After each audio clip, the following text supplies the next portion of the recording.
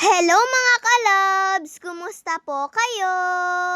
Kimono po pala itong sinuot ko kahapon. Halos lahat nga po kami ay magsusuot nga po nitong mga sinaunang kasuotan. Hindi ko na nga po naisuot yung sombrero, pati nga po yung nasa gitna ng damit. Dahil sa school ko na nga lang po yun ilalagay.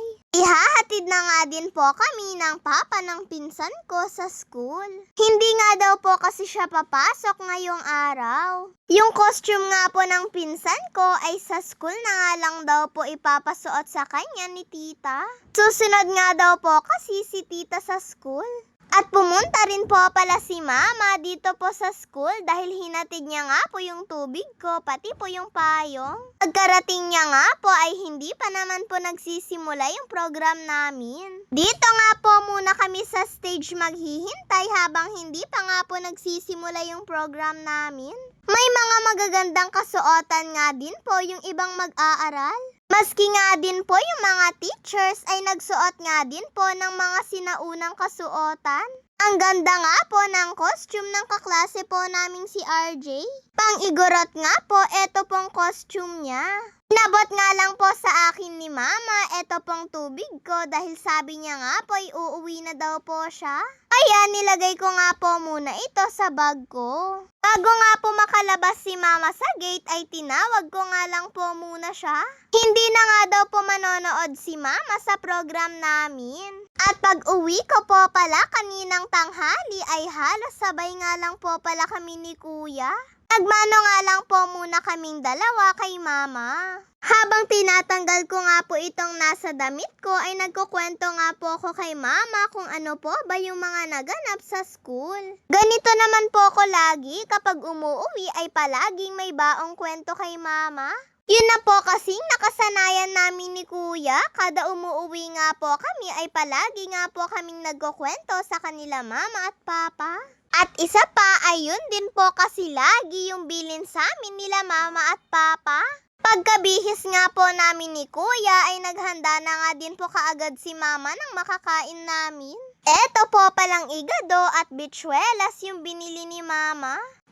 Mabuti na lang at may benta nga po silang bitsuelas. Pinainit na nga din po ni mama yung sabaw na hiningi niya. Lumamig na rin daw po kasi mga kalabs. At masarap din po kasi itong higupin kapag po mainit-init. Eto nga pong bitsuelas yung gusto ko mga kalabs. Sa totoo nga lang ay ako nga po halos yung nakaubos nito pong isang order. Dahil tinikman nga lang po ito nila mama at kuya. Ayaw ko nga po kasi ng igado at mas gusto ko nga po ito. Kaya okay nga lang daw po na maubos ko ito, sabi ni mama. Nung maliit nga po ako ay eto nga pong bitsuelas yung gustong gusto ko pong inuulam. Halos araw-arawin ko nga po yung ganito nun. At nung bandang alauna na nga po, eto at bumalik na naman po ulit kami sa school. Hindi na nga po kami nagdala ng bag dahil recognition nga po namin. Sinabay na nga din po namin eto pong tito kong maliit. Dahil paglabas nga po namin ng bahay ay papasok na nga din po pala siya. Dito na po pala kami sa harap ng school tumawid. Hindi nga po kasi kami kaagad nakatawid sa sobrang dami nga po ng sasakyan. At sa wakas, nakatawid na nga din po kami. Pinigay ko na nga din po yung payong ng tito ko. Pagkakita ko nga po kay Lola ay nagmano nga lang po ko sa kanya. Akala pa nga po niya ay nagpipicture po si mama oh. Maya-maya ay dumating na nga din po si tita, pati po yung pinsan ko. Nakatulog nga po kasi itong pinsan ko, kaya sinabay na nga lang din po siya ni tita. Pupunta rin naman po si tita dito sa school. Eto nga at nandito na nga din po kaming lahat sa stage. At naghihintay na nga lang po kami na mag-umpisa yung program namin. At pagkatapos po pala naming nag-flag ceremony pati po nag-pray, ay inumpisahan na nga din po nila yung program. Nauna nga pong tinawag yung mga kinder para nga po sa mga may award. Pagkatapos nga po ng kinder ay kami naman nga pong mga grade 6 yung sumunod. Dito nga po ay naghahanda na nga din po kami. Ayan nga at na-receive na nga din po namin yung mga certificate namin. Salamat nga po kay Lord dahil nakapasok na naman nga po ako sa with honor. Eto nga po kasing pag-aaral ko yung hindi ko po dapat mapabayaan. Nung medyo malapit na nga din pong matapos yung program namin ay napabili na nga din po ako ng turon. Ewan ko po ba at parang mabilis nga lang po akong magutom. At ayan nga at tapos na nga din po yung recognition namin. Dederecho nga lang po kami sa kanya-kanya naming mga room. Bigayan po kasi ng mga cards. At magpapapirma nga po yung mga teachers sa mga magulang. Ayan nga at nandito na nga din po kami sa loob ng room namin. At nandito na nga din po pala si ma'am.